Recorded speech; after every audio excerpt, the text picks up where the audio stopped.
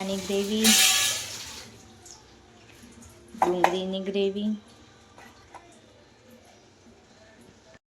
ડુંગળીની ગ્રેવી અને આદુ લસણની ગ્રેવી. જે જરૂર પડે એ મસાલા અંદર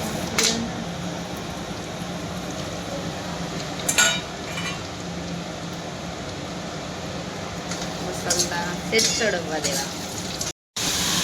લસણ નથી દેવાનું.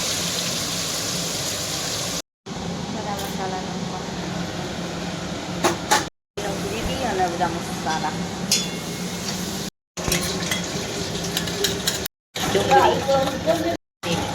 ડુંગળીની ગ્રેવી નાખી, ટમેટાની ગ્રેવી, લસણ, હળદર,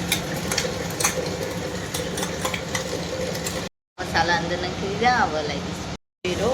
છેલ્લી વાર નાખીએ તો વેરો નાખી દીધી. હવે લાવીએ